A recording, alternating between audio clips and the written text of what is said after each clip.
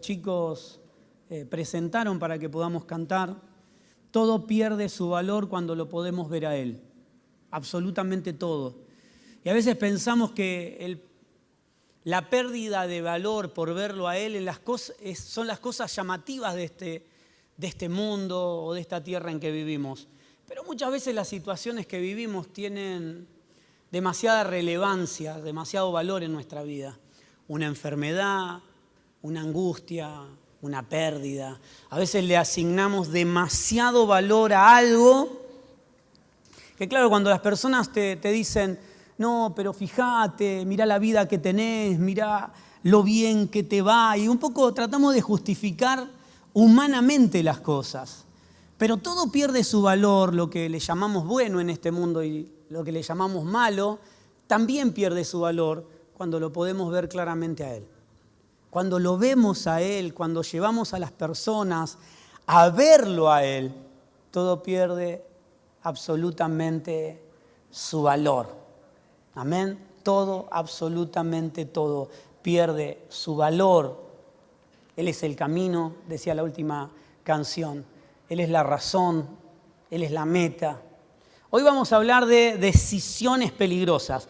Parece como el título de una película barata de Netflix. Pero no, quédese tranquilo, es solamente un título. Decisiones peligrosas. Lucas capítulo 29, verso 39.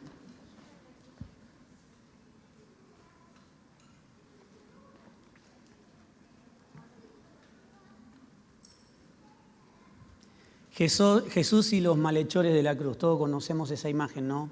Jesús rodeado de malhechores, de personas que eran culpables y estaban pagando las consecuencias del camino que habían decidido vivir, las consecuencias de las decisiones que tomaron en ese camino que decidieron vivir.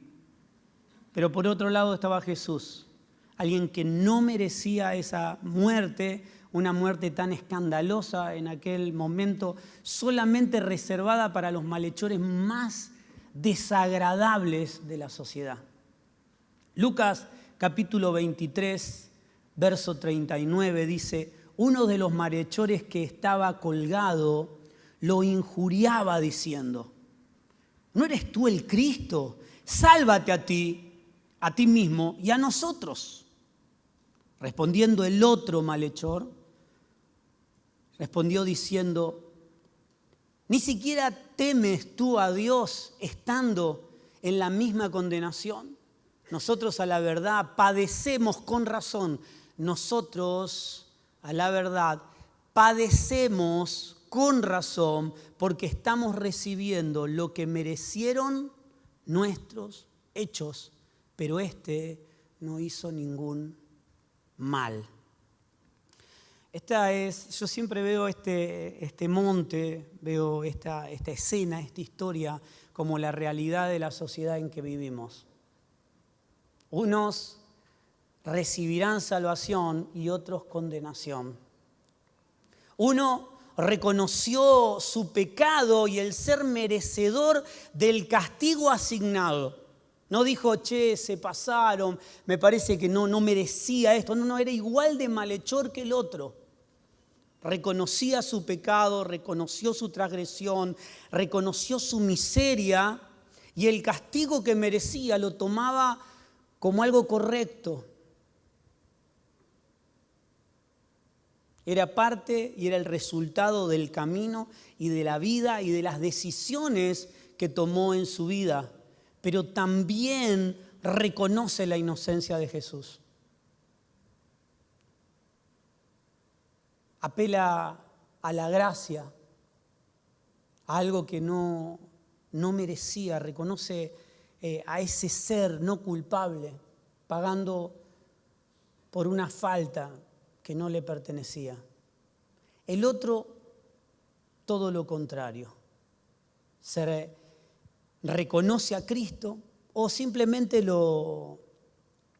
se jugó la última carta, como decimos a veces, en una partida que estás perdiendo. Arriesgó la última. Si sos el Cristo, un provocador, alguien que quería confirmación. Si sos el Cristo, salvate vos y salvanos a nosotros. Reconoce al Cristo y se juega quizás la última carta, como quien ya perdió la partida, dijimos. Apela a la provocación. Si eres el Cristo, demostrámelo dando los beneficios. Y sigo viendo la realidad de la sociedad. Algunos que se creen no merecedor de una vida eterna, apelando y aferrándose a esa gracia no merecida. Y diciendo, solo vos me bastás. Como esa canción que cantábamos hace un rato. Solo Cristo me basta. No necesito nada más. Todo lo demás ha perdido su valor porque pude verlo a Él. Creo que ambos lo vieron, pero uno solo pudo ver a Cristo en Él. El otro simplemente apeló a la burla, al querer los beneficios. Si realmente era el Cristo, bueno, demostralo dándome los beneficios. Esta historia define la sociedad en la que vivimos. Hay quienes reconocen su pecado al ver al Señor y la gracia que a través de Cristo hemos recibido. Y quienes ven a Jesús como el camino fácil para obtener lo que quieren, como un atajo. ¿Sí? Vení que Dios te lo va a dar. Y no significa que Dios no hará cosas en nuestra vida. Pero cuando repasamos nuevamente, como creo que todas las reuniones lo hacemos, repasamos la palabra del Señor, no busquen el reino de Dios y su justicia, hagan la voluntad del Padre, todo lo demás será añadido. No somos buscadores de cosas, sino que queremos verlo cada vez más claro. Hay quienes reconocen al Señor y su gracia y su propio pecado, y quienes ven en Jesús un camino fácil, un camino de beneficios, un camino simplemente de atajos, un dador, un salvador temporal, como una salida de emergencia. ¿Sí? No viven en el gobierno de Dios, no han sido trasladados de un reino de tinieblas a un reino de luz, simplemente han visto algo, pero no viven para hacer su voluntad. Simplemente el Señor es alguien que les da, como una puerta de escape, como una lámpara, la lámpara de Aladino, ¿no? ¿Sí? Cuando necesito lo frotamos y pedimos 3 deseos. Quienes se entienden participantes, como esta sociedad, ¿no? Decíamos dos lados en Cristo. Los que se sienten participantes de un propósito por su gracia y quienes abusan de la gracia y lo hacen a Dios socio y participante del propósito que designé para mi propia vida. Y creo que en este punto hemos estado todos en el punto de, bueno, lo sumo al Señor porque me conviene, lo sumo al Señor porque me va a bendecir, lo sumo al Señor porque me irá bien en todo lo que hago, lo sumo al Señor porque las cosas me irán siempre bien, pero no tiene relación con el contexto bíblico. Cuando nos va a ir bien, no porque se haga lo que yo quiero, sino porque Dios ha cumplido su propósito en mi vida. Hombres y mujeres, hijos de Dios, que viven para ser impulsados por ese espíritu, viviendo bajo el gobierno de Dios y entendiendo que todo irá bien en su propósito.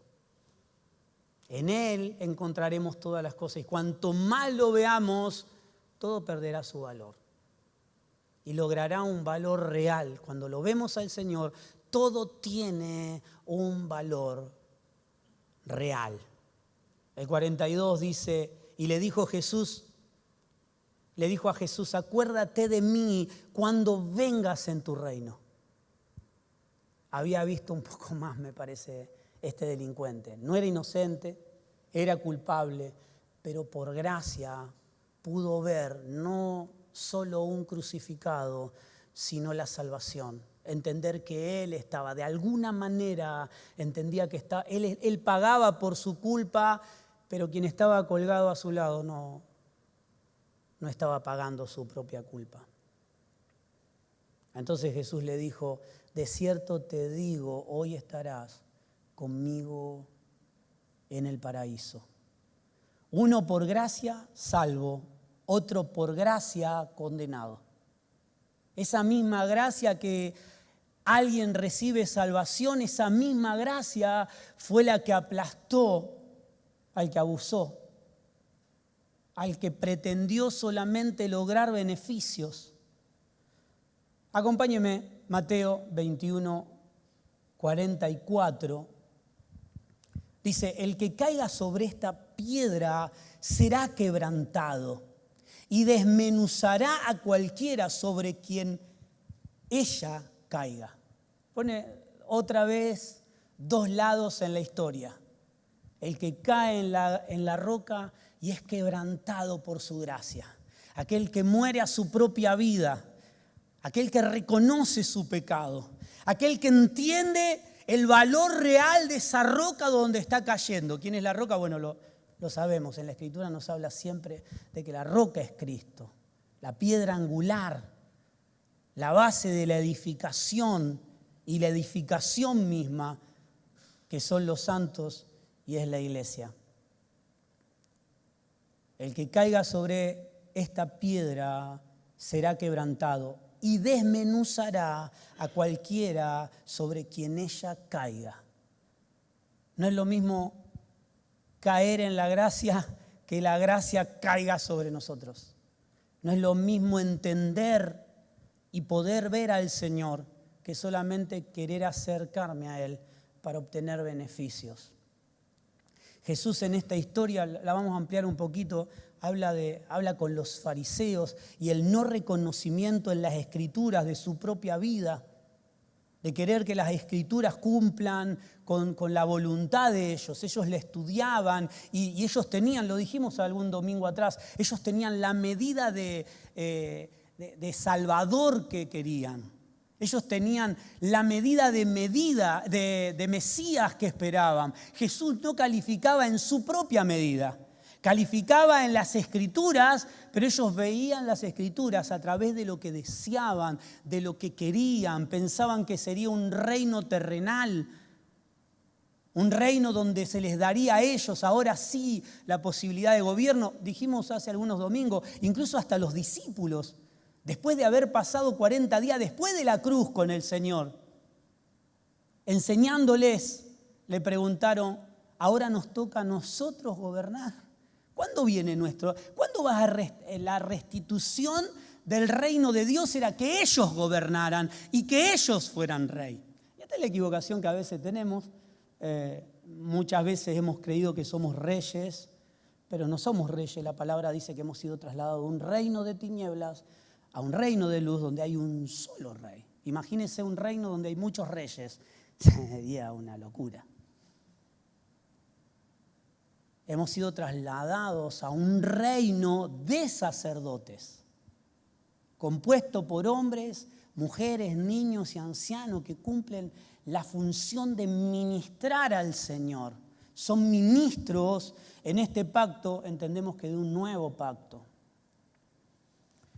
El 42, leímos Mateo 21, 44, como para entender y cerrar un poco la idea. En el 42 Jesús les dijo, ¿nunca han leído las Escrituras? Se lo estaba diciendo a los que estudiaban, a los que la escudriñaban, a los que sabían letra por letra, definición por definición, palabra por palabra, historia por historia.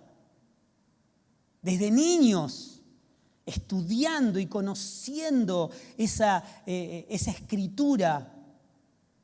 Jesús, un poco provocador, le dice, ¿ustedes nunca leyeron en las Escrituras la piedra que desecharon los edificadores? Esta fue hecha cabeza del ángulo, cabeza angular de la edificación. Nuevamente vuelve a hablar de esa roca, de esa gracia, donde si caemos en ella somos quebrantados para que Él sea formado en nosotros o puede llegar a caer sobre nosotros y ser destruidos.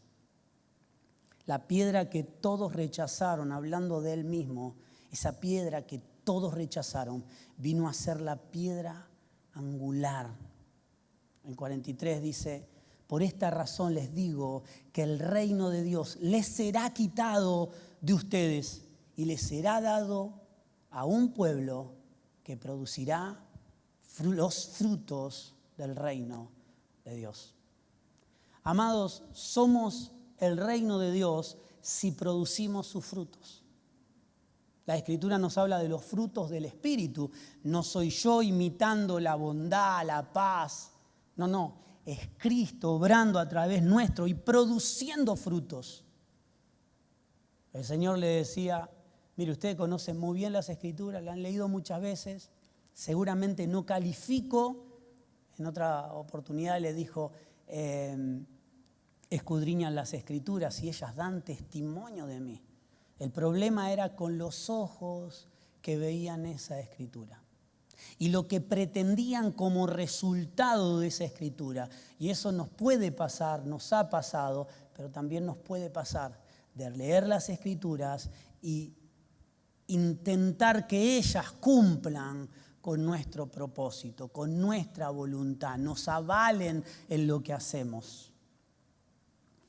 Por esta razón les digo, el reino de Dios les será quitado de ustedes y les será dado a un pueblo que producirá los frutos del reino.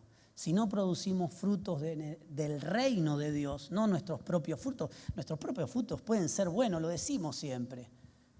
Damos comida, ayudamos a los que más necesitan. Las personas de afuera nos miran como iglesia.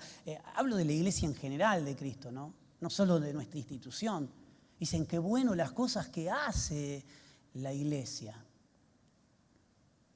Pero lo que Dios está buscando no es solo que alimentemos a las personas, no es solo saciar la necesidad temporal de las personas, sino que ellos puedan reconocer, puedan verlo al Señor, para que la necesidad eterna sea saciada solamente por Él.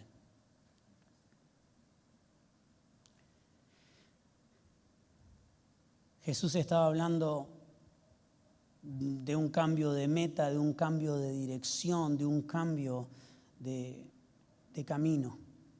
El pueblo de Dios aparentemente venía bien, pero no estaban caminando por ese camino que los hacía llegar a la meta. El pueblo de Dios fue diseñado para hacer luz a las naciones, no para ser un pequeño pueblo muy feliz, mejor que el resto. Y nosotros como iglesia nos puede suceder lo mismo. Pensar que somos un pequeño muy feliz, que viene, que congrega, que disfruta de las Escrituras, que nos llenamos de conocimiento, que nos hablamos unos a otros con altura, con entendimiento, con palabras exactas, con canciones correctas, pero ser estériles.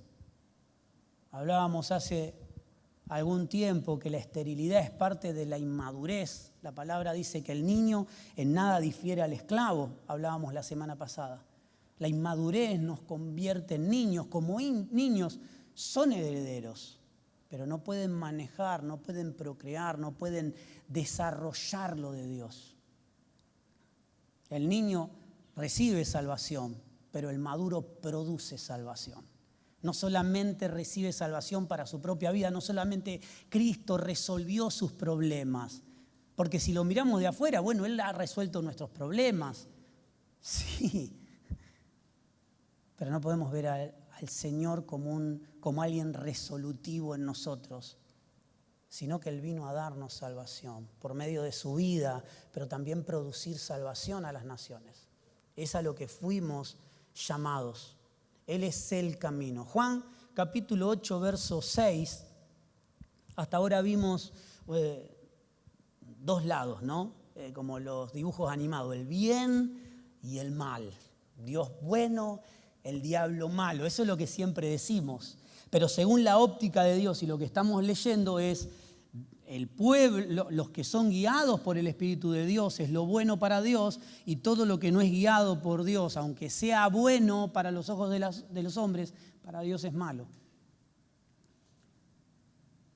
Cambio de camino. Juan 8:6 dice: esto decían para probarle, para tener de qué acusarle, pero Jesús inclinando hacia el suelo, escribía en la tierra con el dedo. Todos conocemos esta historia. Vienen a Jesús para tentarlo, lo querían hacer caer, lo querían juzgar, querían tener algún pretexto para juzgarlo y matarlo, apedrearlo, hacer algo. Entonces le llevaron a una mujer encontrada en el mismo, mire qué locura, en el mismo acto de adulterio. Yo si hubiese sido el Señor le hubiese dicho, ¿y el hombre dónde está? O estaba cometiendo adulterio sola. Pero el Señor vienen para probarlo y dice, ¿qué vas a hacer? ¿Qué tenemos que hacer? ¿Cumplimos la ley? ¿La apedreamos? ¿Qué hacemos?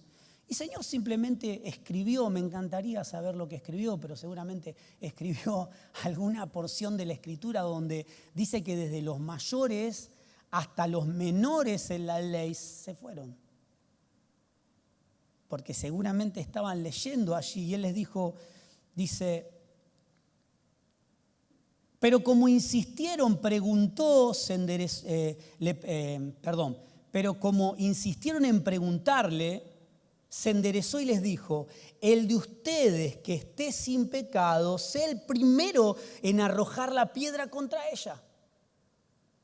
¿Ustedes están limpios? Bueno, tiren la primera piedra. Dice que uno a uno se fue retirando.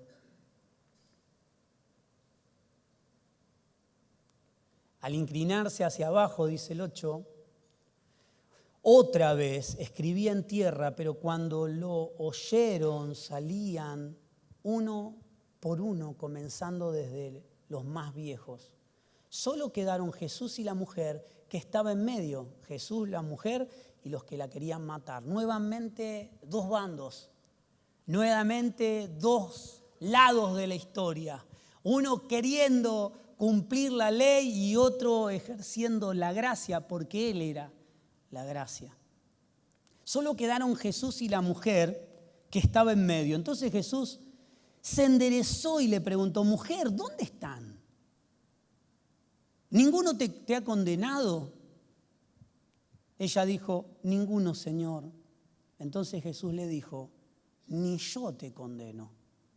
Desde ahora no peques más.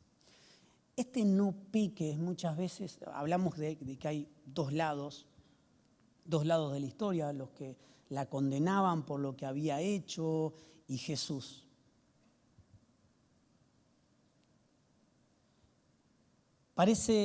Pareciera, si lo leemos muy rápido, que era como un ultimátum y todos pensaríamos, bueno, el Señor fue encontrada en adulterio, no la mataron de casualidad, si no aprendió la lección. ¿Qué le parece? Eso parece como una corrección correcta, ¿sí? El Señor salvándola, no siempre iba a estar el Señor ahí para salvarla. Y si la quisieron agarrar, seguramente la iban a agarrar en otra cosa, como lo querían, porque realmente lo que estaba en juego no era la vida de la mujer.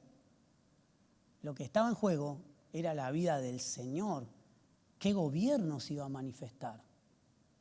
¿Qué leyes se iban a cumplir? ¿Qué vida iba a ganar? Lo que estaba en juego era el Señor y no la mujer en este caso. Parecería que le dijo, vete y no peques más, mirá, te van a matar. Más vale portarte bien.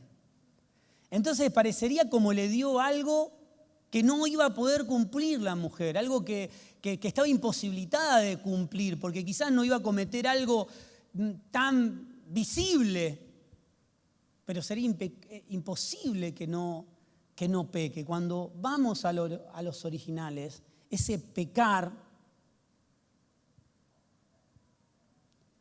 amartane, es una palabra en griega, que me perdonen los griegos, y significa errar al blanco, equivocar el camino. Lo que el Señor le estaba diciendo no es, no te vas a equivocar más porque si no vas a morir. El Señor le estaba diciendo, cambia la meta, cambia el camino, porque la meta y el camino que tengas dará como resultado las acciones, será el resultado, ese camino definirá las decisiones que tomo, las acciones que haré, la vida que viviré. El Señor estaba siendo muy claro con ella. No le dijo, no te vas a equivocar más. Le dijo, las equivocaciones serán diferentes si vos estás en un camino distinto. Las situaciones que vivan serán diferentes porque el camino que tomes será otro. Jesús no le estaba diciendo que no se equivocaría más, sino que su vida sería resultado del camino que tomara. El blanco, la meta, está definido por el camino que decidimos tomar. Cuando vamos a la Escritura, hablamos de la roca, de quién cae y la roca cayendo sobre otros. Pero también vemos aquí que nos habla de la meta, del camino, y nosotros sabemos, yo soy el camino, yo soy la verdad y yo soy la vida. El Señor estaba hablando de Él mismo. Nos está enseñando que en su vida los resultados serán diferentes. Si yo vivo mi vida, haré cosas buenas, pero quizás esas cosas buenas no van a agradar al Señor. Pero si caminamos en obediencia, si su vida es vivida a través nuestro, las cosas serán completamente diferentes. El ladrón de la cruz entendía que estaba pagando por las acciones que había cometido. Esta mujer sabía que estaba pagando por las acciones que había cometido.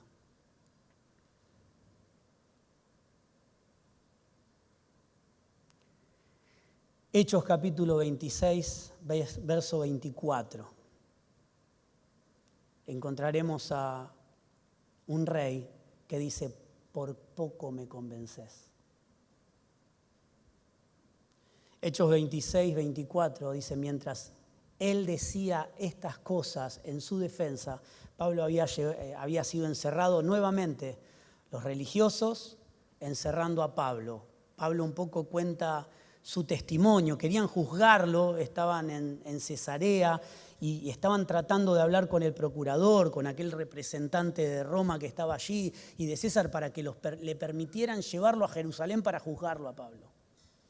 Y ya tenían todo planeado, dice la Escritura, que habían planeado en el camino matarlo. No pensaban ni siquiera juzgarlo, simplemente lo querían matar, como pasó con la mujer. O la mujer como carnada de lo que querían hacer con Jesús. Y muchas veces nosotros usamos al Señor de carnada para hacer las cosas que nosotros queremos. Dice que estaba allí y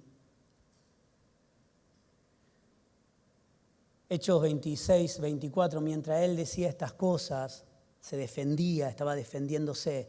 Festo le dijo a gran voz, estás loco, Pablo. La mucha letra te vuelven loco.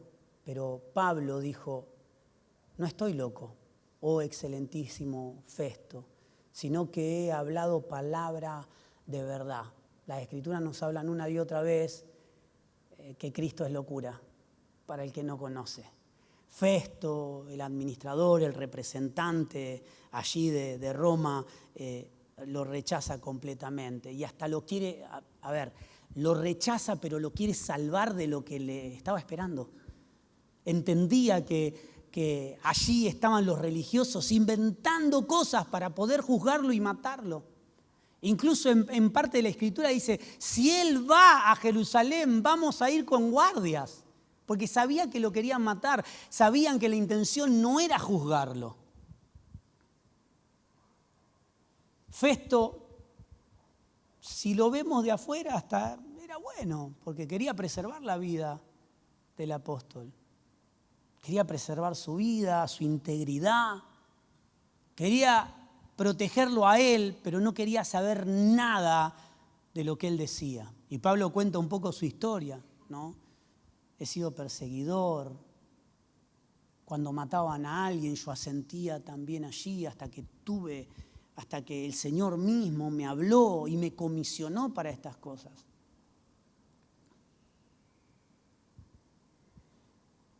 El 26 dice, pues el rey, delante de quien también hablo confiadamente, allí estaba el rey que Festo le había dicho, ya que estaba ahí, te presento un caso, y estaba allí. Pero Festo era el rey Agripa era un simpatizante. Conocía y creía a los profetas. Le gustaba mucho lo que oía por medio de ellos. Le agradaba, creía que era verdad. Entonces Pablo se vio con la libertad de contar toda su historia y todo su testimonio, tratando de defender la prédica del Evangelio. Estaba encerrado, estaba siendo juzgado.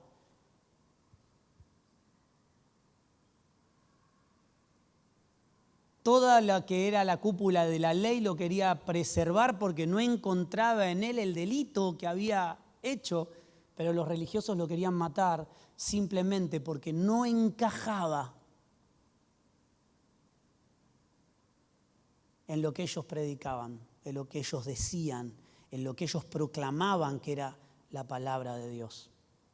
Entonces le dice, rey, delante de quien también hablo confiadamente, entiende de estas cosas, porque estoy convencido de que nada de esto le es oculto, pues esto no ha ocurrido en algún rincón. ¿Crees, oh rey Agripa, a los profetas? Y se contesta el mismo Pablo, ¿no? Dice, yo sé que crees. Entonces Agripa le dijo a Pablo, por poco me persuades a ser cristiano. Conocía, le gustaba, creía que era verdad, y frente a la exposición de Pablo se le cayeron algún tipo de argumento que pudo haber tenido, cayeron. Pero quizás el entorno, quizás la compañía, quizás el lugar que ocupaba no le permitió adentrarse al reino de Dios. No le permitió rendirse ante los argumentos que se le presentaban y el buen agrado que él tenía para todas estas cosas que pertenecían a Dios. Uno lo rechaza completamente, otra vez. Dos extremos no, ya hay un tercero. Quien lo rechaza completamente, aunque quería preservar la vida de Pablo. Era algo bueno. Él estaba protegiendo la vida de Pablo. Es más, hasta se arrepintieron de que Pablo haya apelado a ir a Roma. Porque dice, si él no hubiese apelado a ir a Roma, nosotros lo liberamos ahora. Pero como él apela a ir a Roma, tenemos que enviarlo allá. Bueno, después hay toda una travesía. Entendemos que Dios lo usó para salvar muchas más personas, incluso mientras estaba preso allí en Malta y hasta lo último, ¿no? Después lo invito a leer la historia, es muy interesante, o a repasarla si la sabe. Uno lo rechaza aunque quería protegerlo. Muchas veces protegemos lo de Dios, pero rechazamos su gobierno. Lo más peligroso es estar completamente convencido. Siempre decimos que estar convencido no sirve, ¿no? Convencido de que lo de Dios era bueno. Era un simpatizante, veía con agrado. Pablo lo sabía. Pero no sé por qué no se adentró. Y dijo, por poquito y vivo gobernado por Dios. Por poquito y hago su voluntad.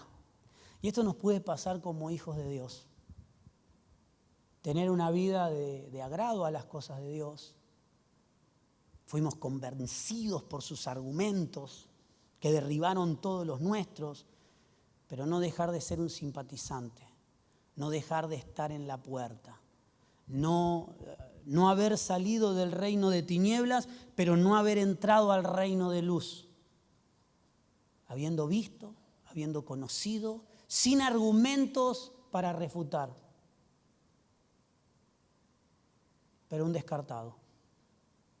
Un descartado entendido, un descartado simpatizante, un descartado que le gustaba lo que oía, pero no estuvo dispuesto a entrar. Por poco me persuades.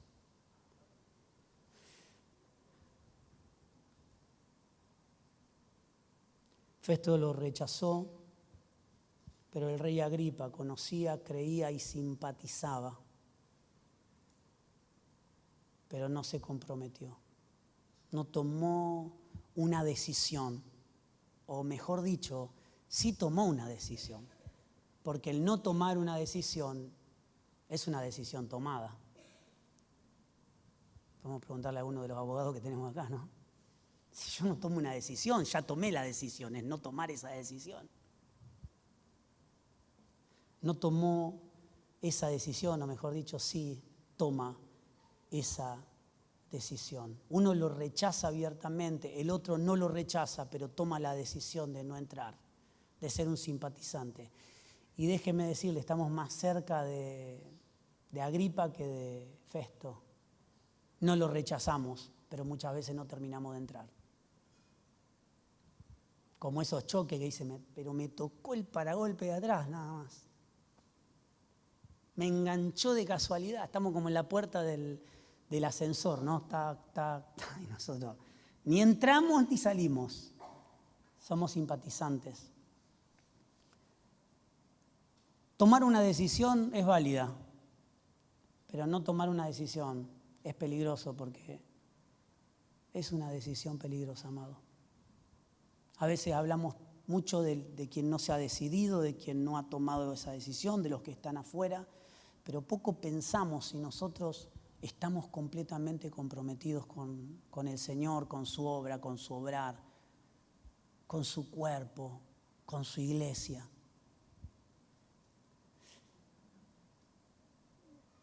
Mientras leía esto esta mañana, pensaba cuánto de nosotros hemos estado en este momento, o si de vez en cuando no salimos y estamos a la puerta nuevamente. Una de las iglesias en Apocalipsis le dice, yo estoy en la puerta, yo estoy llamando. Amado, es tiempo de comprometernos con Él, de dejar de vivir a dos aguas, de ser solo simpatizantes y poder ver cómo ese, porque era culpable, el ladrón de la cruz era culpable, había sido condenado. Pero ¿sabe qué lo vamos a encontrar algún día? No hizo seminario, no pertenecía a ninguna reunión, no estuvo con los grandes estudiosos de la ley, simplemente pudo ver al Señor y su vida al final cambió de rumbo. Como el Señor con esa mujer que fue encontrada en el pleno acto de adulterio. Le dijo, comienza a vivir en un camino diferente. Porque podemos vivir con una decisión, pero nunca transitar un camino. Podemos estar seguros y nunca ser gobernados por Dios completamente, sino estar como en un limbo, ¿sí? En un espacio indefinido donde le conocimos, pero no avanzamos. Estamos como en un letargo. No sé si alguna vez le pasó. Yo me he sentido muchas veces en un letargo donde no voy ni para adelante ni para atrás con el Señor. No, hay cosas que no cambian, vuelvo a recaer en las mismas cosas. Veo que su gobierno no está aumentando en mi vida. Y el rey era hora de que tomara esa decisión. Dejar de ser simpatizante para pisar el acelerador a fondo y decir, no, voy a vivir de otra manera. Voy a permitir que Él transforme mi vida. Amado, no basta solamente con creer en los argumentos, sino es necesario vivir gobernado por el Señor absolutamente en todo lo que hacemos. Todo lo que hagan, háganlo para la gloria de Dios. Amén. ¿Qué le parece si nos ponemos de pie? Yo ya estoy de pie, así que soy bajo, ya tengo esta estatura. Pero qué bueno cuando no somos ignorantes de estas cosas. Ahí Festo tomó una decisión, era simpatizante, no de lo que él hablaba, sino quizás de la ley, de decir, no es culpable, no lo juzguemos, preservemos su vida, era algo bueno. Tenemos a Agripa, simpatizante, le gustaba lo que escuchaba, le gustaba cómo vivían, pero no se terminó de definir, o mejor dicho, sí se definió, iba a ser un indefinido de por vida. Amado, es tiempo de decir, Señor, quiero verte más, como nos hablaban las canciones. Cuando puedo verte mucho más claro, todo pierde su valor. Pierde su valor la seducción de este mundo en cosas que me distraen y que me llenan temporalmente, pero también pierde de su valor las situaciones que vivo, las defensas que muchas veces quiero hacer de mi propia vida, o pensar lo que merezco. ¿Cuántos merecen buenas cosas? Yo merezco buenas cosas, Señor. Sí, está bárbaro eso. Pero amado, dejemos de pensar lo que merecemos y caminemos en la gracia de aquel que hace todo a través de nosotros. Y este es el punto donde no hay que entender mucho. Hay que decir, Señor, quiero verte más claro. Esa tiene que ser nuestra oración. Siempre lo mencionamos, la oración apostólica por excelencia era que te conozcan más a ti. No era que te vaya bien. Amados, si lo vemos mucho más claro, nuestra vida no solamente va a ser de un simpatizante o alguien que creyó o alguien que cree solamente que porque se pasó por las aguas del bautismo, es parte de la economía de la congregación, ya está todo hecho. Tristemente, tenemos que entender que Dios está buscando gobernarlo todo en mi vida, absolutamente todo. Tu personalidad, tus impulsos, tus gustos. Porque cuando lo vemos más, nos reconocemos más en Él. Porque a veces decimos, yo soy así. El Señor me cargó con estas cosas. Estos son los deseos que Él implantó en mi vida. Entonces lo usamos como un pretexto, usamos al Señor como una carnada de lo que queremos hacer. Los fariseos usaron al Señor como una carnada de lo que querían hacer. El Señor era la carnada y era la presa. La chica era la carnada y era la presa también. Y muchas veces nosotros podemos actuar de las mismas maneras, justificando lo que hacemos. Justificando quién soy. Justificando los gustos y diciendo, bueno, el Señor permitió esto. El Señor me da estas cosas para que yo Él las implantó en mi vida. Pero cuando lo vemos mucho más claro a Él, lo vemos a Él, pero también nos vemos a nosotros en Él. Y comenzás a ver quién realmente sos en Cristo.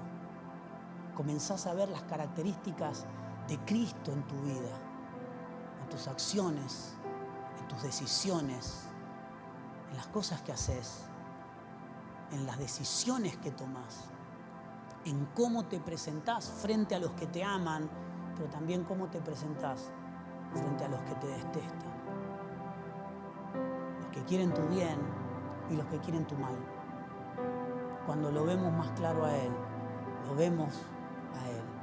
Es mucho más claro y mucho más entendible su propósito, pero también nos reconocemos a nosotros. Nos vemos reconciliados en el Padre. La semana pasada hablamos de la última oración, o la mencionábamos del Señor. El Señor diciendo, vos en mí, yo en vos y ellos en nosotros. Cuando lo veo más claro quién soy, qué Dios diseñó de mi vida y no con lo que me fui contaminando en las decisiones que tomé, en la vida que viví, en la familia que compartí. Cuando lo vemos a Él, nos vemos a nosotros reconciliados completamente y vemos el diseño original que Dios tenía para tu vida, para tu matrimonio, para tu casa, para tu familia, para tu economía. Siempre digo que la atención pastoral se volvió fácil. ¿Por qué? Porque antes yo pretendía resolverle la vida en la economía, como papá, en las dudas que las personas tenían. Y el Señor siempre nos dijo, bien claro, busquen el reino de Dios y su justicia, vivan en su voluntad. Todas las demás cosas serán añadidas a eso. Así que, amado, si estás pasando por un tiempo difícil en el matrimonio, busca mirar mucho más claro al Señor. Si están luchando con las adicciones, decirle, Señor, quiero verte más claro. Y quiero verme a mí en vos. No simplemente como algo bueno para escuchar. O simplemente para ser un simpatizante, decir, ahora soy cristiano. Sino entender que no soy simplemente cristiano. Cristiano es como me reconocen las personas. Yo soy un hijo de Dios. Y soy un hijo porque vivo en su voluntad. O estoy aprendiendo a vivir en su voluntad. Amado, no pasará de un día para el otro. ¿O sí? Pero qué bueno cuando los hijos dicen, Señor, quiero verte más claro. En medio de las adicciones, en medio de los problemas que no se resuelven, en medio de los problemas matrimoniales, en medio de la familia, en medio de la enfermedad. Cambiar nuestra oración. ¿O ustedes piensan, decía el Señor, que Dios no sabe lo que pedimos? ¿No sabrá el Señor lo que yo estoy pidiendo? ¿No sabrá lo que necesito? ¿No sabrá con las peleas, las luchas, las dificultades que estamos transitando? ¿Será ajeno a todo eso? ¿El Señor se habrá tomado vacaciones de diciembre a febrero? Bueno, gracias a Dios, ya está. Ya tendría que entrar el lunes, martes, ¿no? No, amado. Cambiemos la manera en que vivimos a Cristo. No tratando de no pecar, porque vamos a terminar pecando, sino viéndolo mucho más claro al Señor, que va a tener como resultado que el pecado va a desaparecer de mi vida, porque me voy a ver en Él. Si estoy pasando por una enfermedad, decir, Señor, la oración calcada de Señor, saname. Pero qué bueno sería decir, Señor, te quiero conocer más en este tiempo que me toca vivir. Si estás pasando por una dificultad económica, decir, Señor, quiero verte más claro en esta situación. Para corregir errores, para el día de mañana no volver a pasar por esta situación. O por un problema matrimonial, o con la familia, o con los hijos. ¿Acaso Dios no sabe lo que le estamos pidiendo? Cuando Jesús le enseñó a orar a sus discípulos, le dijo, ustedes clamen para que sea hecho en la tierra como en el cielo. Literalmente le estaba diciendo que todo vuelva al diseño del cielo, que todo vuelva al diseño de lo eterno, que lo de la tierra sea un reflejo de lo que Dios ha diseñado en el cielo. Pero ¿cómo podrá ser un reflejo si no puedo ver el cielo, si no puedo ver a Cristo? Por eso si lo vemos más a Él, nos vamos a encontrar a nosotros en Él. Cuidados y protegidos en el Hijo, en el Padre, y el Hijo y el Padre en nosotros, manifestándose. Lo vamos a ver en nuestras decisiones, lo vamos a ver en nuestras enfermedades, lo vamos a ver en nuestros, qué palabra fea, en nuestros procesos. Amado, a los hijos de Dios, todas las cosas le ayudan a bien. Amado, es tiempo de cambiar. Era un poco lo que decía el Señor a esta mujer. Cambia la meta, cambia el blanco, deja de errar al blanco. Pero para poder dar al blanco hay que mirarlo. Para poder transitar por un camino, el camino está definido por la meta. Yo tomo ruta 9 porque tengo que ir a Buenos Aires. El camino define la meta, o mejor dicho, la meta define el camino. Cambien la manera de pensar. Por eso el Señor, cuando dijo arrepiéntanse, esta palabra no era remordimiento por lo que había pasado, ya hablamos de esto. Era decir, cambien la manera de pensar. Cambien la manera en que gestionan las cosas. ¿Qué le parece si en este tiempo le pedimos al Señor solo una cosa? Quiero verte más, para poder comprobar que todo lo demás termina siendo un reflejo de lo que Dios ha diseñado en lo eterno para tu vida, para tu casa, para tu familia, para tu cuerpo, para tu mente, para tus sueños, porque cuando lo vemos mejor a Él, se caen nuestros velos y podemos encontrarnos en Él. Padre, gracias te damos. Señor, queremos cambiar nuestra manera de pensar. Queremos ser fiel a las Escrituras, a lo que nos mandaste, donde nos direccionaste. Señor, queremos cumplir con tu voluntad. Queremos que tu voluntad se vea cumplida en nosotros. No como alguien que intenta hacer lo de Dios, sino como porque te ha visto más claro.